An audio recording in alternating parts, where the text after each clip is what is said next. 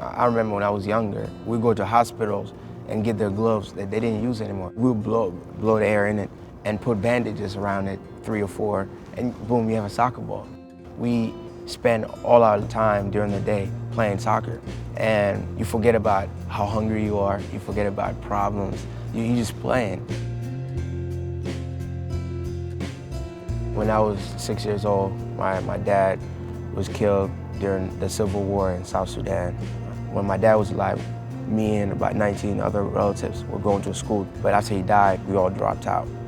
My mom wanted to get us out of Sudan to get better education. She was able to get us a sponsor, so that's how we were able to come to the States.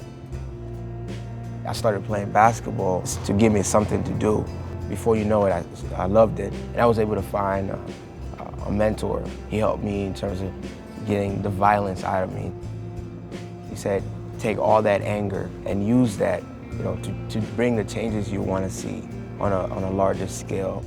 I guess I'm supposed to inspire him, but he inspires me. It blew my mind that 9 years ago, he did not speak English, and he mastered the language well enough in such a short amount of time to be admitted into one of the best universities in the world. I'm glad I came to Penn. One of the reasons because of Coach Allen. When he talks, it's life lessons that you can apply right away. Nothing is about you as a person, one person. There are seasons of following, there are seasons of leading. Which are you in? And I have season tickets to the Palestra, and I try not to miss a game. When Dau was a freshman, I watched him. I realized that Dau had a story to tell and that maybe he hadn't told it. And so we began to meet. He challenged me to really challenge myself to be emotionally involved, and I owe a lot to him. I've never met anybody quite like Dau. A combination of traumatic loss, a quick shift to a new culture, and then a native ability to write. That combination I've never seen before. I always knew I was going to do something to help, especially young people in South Sudan. Dau came to me with this idea. He wanted to start a foundation where he would bring basketballs and soccer balls to his home village.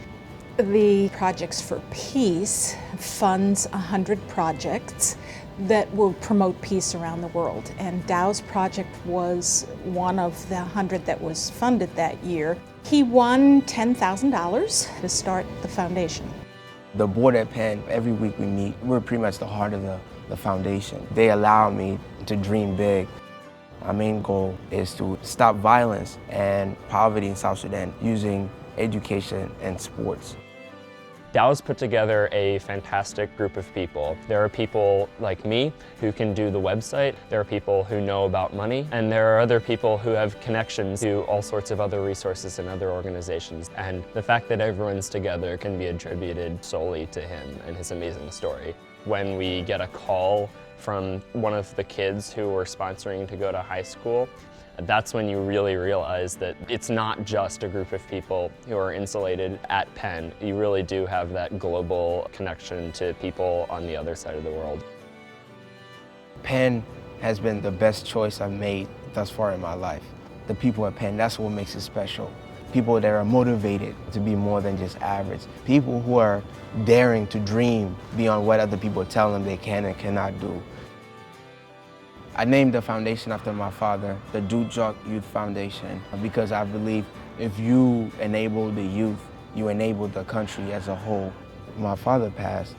Everyone put their hopes on me. I hope I can become half the man he was. I want to help as much as I can in the world in terms of leaving it a better place than I found it.